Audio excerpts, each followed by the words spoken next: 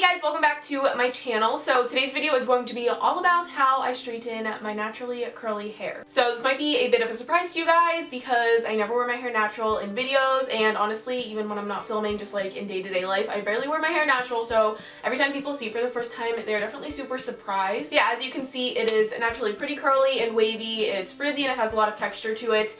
And I wanted to go ahead and film this video because when I was younger and I was just getting started out with all this kind of stuff, I had no clue what I was doing the very first time that I sat down to straighten my hair. And even as I got older, there was definitely a lot of stuff that I just learned along the way, so I wanted to go ahead and share all of my little tips and tricks with you guys. And I do think I'm going to do an entire separate video on just my whole hair care routine and how I do my everyday kind of loose waves, because that's what I do most of the time. But for today's video, I'm just going to be talking about how I straighten my hair specifically. So a little bit about my hair before I go ahead and get started with this video. It is kind of weird because even though it's naturally curly, most girls that have naturally curly hair have super thick and coarse hair. My hair is actually very, very thin. And it doesn't look like that right now, but especially once I straightened it, you can really tell how thin my hair is.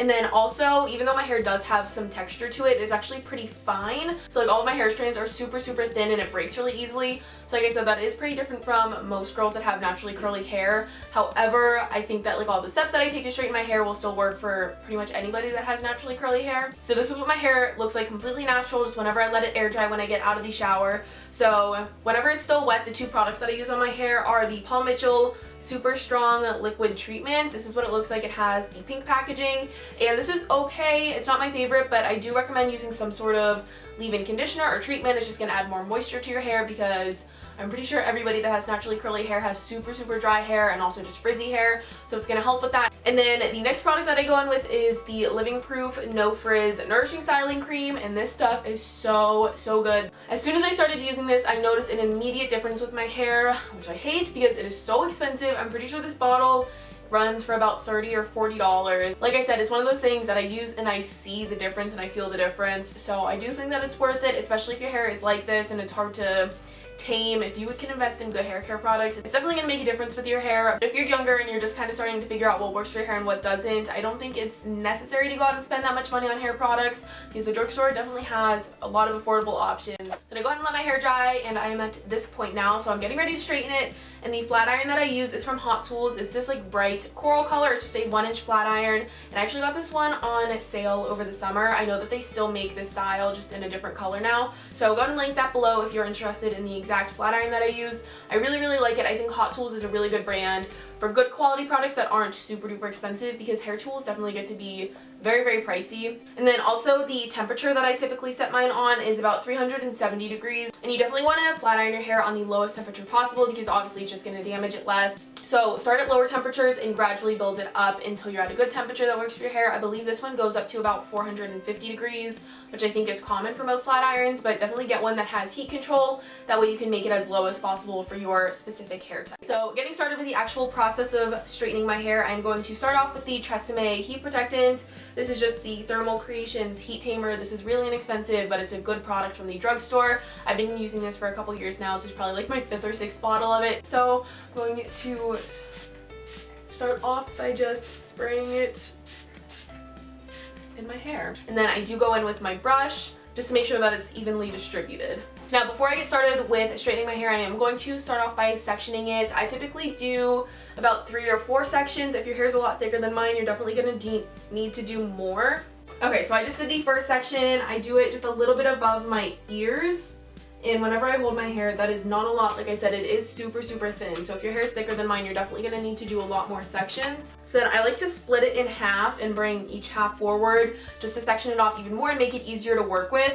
And whenever I straighten my hair, I just take little like 1-inch sections. And using small sections just helps to make sure that your hair gets even straighter. So I like to run my brush through it before I flat iron it. And then I take the flat iron and I put it on the hair, and when I'm running it through, I also like to take the brush with the flat iron to ensure that it's super, super smooth whenever it goes through the flat iron, and to make sure that there aren't any knots or anything like that. And then I like to brush it out after I do the flat iron as well, and brushing your hair constantly while you do this is definitely going to help to make it even smoother. So I just do that all over my head. I take little tiny like 1-inch sections, I brush it out, and I flat iron it at the same time, and then I brush it out after I do the section as well.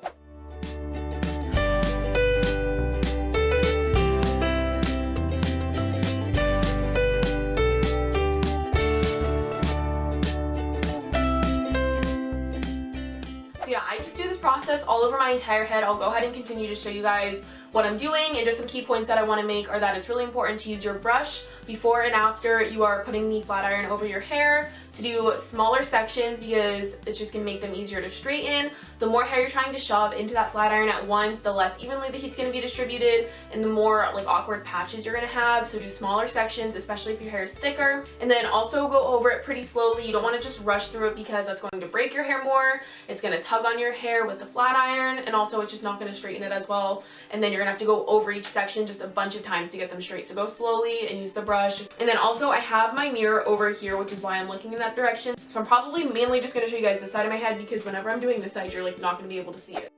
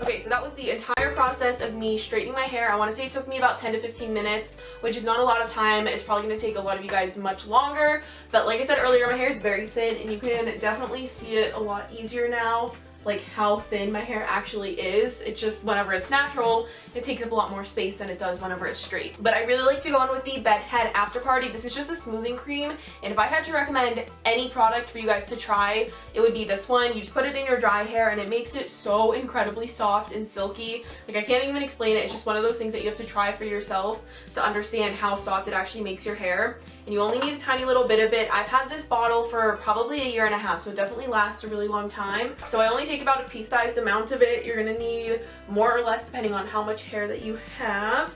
And I just start smoothing it over the bottom half of my hair.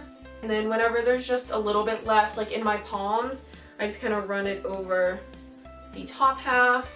And then, like I said, I do put it on the top half of my hair because I get a ton of flyaways. I don't know if you guys are going to be able to see it, but I just have all these like little pieces of hair that just stick straight up. It's so annoying. I don't know why I get them. I do have a ton of baby hairs, which you guys can typically see. Like, I have a ton of baby hairs right here. So I think that's just what they are, just more baby hairs. So I do like to take a lightweight hairspray. I don't spray it like super harsh on my hair. I just kind of spray it like really high up and I just let it like fall onto my hair. And then I just brush my hair, and that just helps to make them fall down a little bit. But typically I just have little hairs that stick straight up, like first day hair, and then once I sleep on my hair tonight, they'll go away. They'll like flatten down. But it is really annoying because it makes my hair look like it's super staticky, or like, I don't know, it just looks weird. So then this is what my hair looks like now. Obviously it is a huge difference from what it looked like before. This routine just works really, really well for me for straightening my hair, so definitely try it out. Like I said, if I had to recommend one product, it would be the Bedhead After Party, that smoothing cream. It just makes your hair feel so incredibly soft. Also, my blue bra strap has been showing this entire video, and that is driving me insane, so I'm sorry about that. And then also, I didn't really talk about this while I was straightening my hair, but as far as the back of my head goes, because whenever I section my hair and I pull it forward, that includes all of the hair that's even in the back of my head. So whenever I straighten my hair over here, it's straightening the back, if that makes sense. I hope it does. But then if there are any sections that I miss, I just kind of feel for them.